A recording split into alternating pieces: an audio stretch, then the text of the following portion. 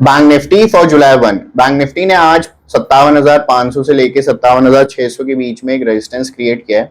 हमने हमारे previous videos में बात की थी कि अगर बैंक निफ्टी को ऊपर जाना है, जो कि 58,000 के लेवल हैं, 57,500, 57,800 एंड उसके भी ऊपर की लेवल्स को अगर टेस्ट करना है, तो अगर एक सिग्निफिकेंट डिप हमें मिल जाती है तो वहां से लॉन्ग्स की अपॉर्चुनिटीज आइडेंटिफाई करने में हमारे लिए ईजी होगा एंड वहां पे रिस्क टू रिवॉर्ड भी बेटर होगा। अब जुलाई सीरीज हमारी स्टार्ट होने वाली, नया मंथ की हमारी कल फर्स्ट कैंडल बनेगी एंड मंथली चार्ट पे भी हमारी फर्स्ट कैंडल बनेगी। तो हम आइडेंटिफाई करते हैं वो पॉइंट्स जहां से हमारे को सपोर्ट्स टेस्ट होते हुए दिख सकते हैं, वहां से एक वापस से जो बैंक निफ्टी है अपना अपर ट्रेजेक्टरी की जर्नी वापस रिज्यूम कर सकता है। तो चलिए चार्ट पे, निफ्टी का 1 आवर का चार्ट है।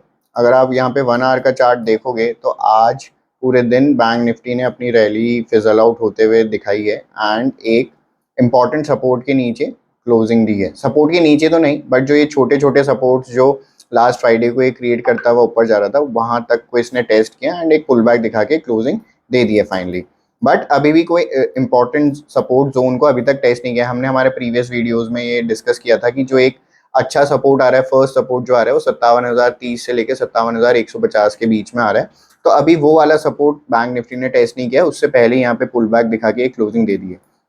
अब जुलाई सीरीज के लिए हमने एक और चीज़ बोली थी कि अगर फर्स्ट हाफ में मुझे एक अच्छा सिग्निफिकेंट डिप मिल जाता है तो जो हमारा अपर ट्रेंड कंटिन्यू होने की प्रोबेबिलिटी है वो इंक्रीज हो जाएगी, क्योंकि नेक्स्ट हाफ में वो कैंडल को पुश करते हुए ऊपर की तरफ धकेल सकता है।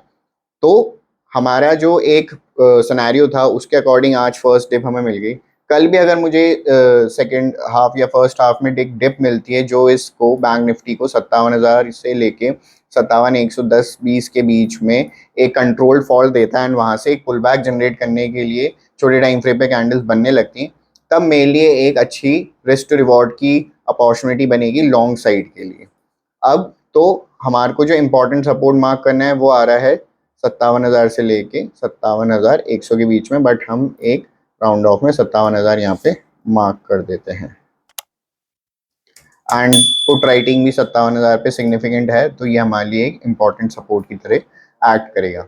बट इन केस 57,000 के नीचे भी प्राइस सस्टेन करने लगती है एंड उसके नीचे टाइम स्पेंड करता है, तो उस केस में 56,800 तक बैंक निफ्टी टेस्ट कर सकता है। बट वो जोन मेरे लिए एक अच्छा जोन होगा, क्योंकि वहाँ पे 50 EMA भी आ जाएगा। तो 50 EMA का सपोर्ट एंड एक मदर कैंडल जहाँ पे अच्छी डिमांड आई थी, वहाँ वो सपोर्ट जब दोनों मिलते हैं तो वो एक अच्छा जोन होता है जहाँ से मेरे को लॉन्ग की अपॉर्चुनिटीज आइडेंटिफाई करनी चाहिए। एंड अगर मैं यहाँ पे लॉन्ग के लिए अपॉर्चुनिटी बनाता भी हूँ तो 50-60 पॉइंट का मेरा स्टॉप लॉस आएगा, जो रिस्क टू रिवॉर्ड को बहुत अच्छा करेगा। क्यों रिस्क टू रिवॉर्ड को अच्छा करेगी? क्योंकि ये फिर वापस से टेस्ट करने जाएगा ये सारे जोन्स जो इसने अभी क्रिएट किए थे स्टेप बाय स्टेप, और जहाँ तक वो टेस्ट करने जाता है वहाँ से वो फिजल आउट होता है, वहाँ तक के मैं अपने टारगेट सेट कर सकता हूँ।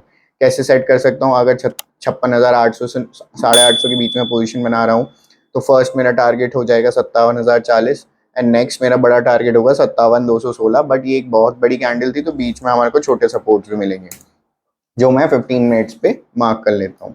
तो उसके बीच में मेरे को जो सपोर्ट दिख रहा है 15 मिनट्स पे वो आएंगे 57,190, 57,200 एंड देन 312, 350।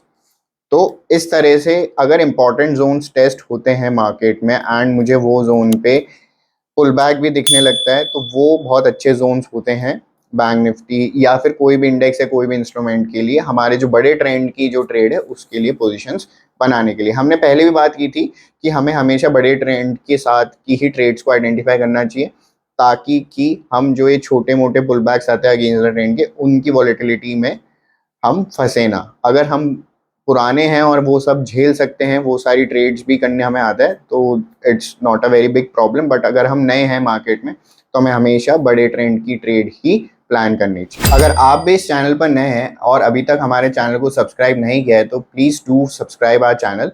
हम इसी तरह के टेक्निकल एनालिसिस के वीडियोस आगे भी आप लोगों के लिए लाते रहेंगे।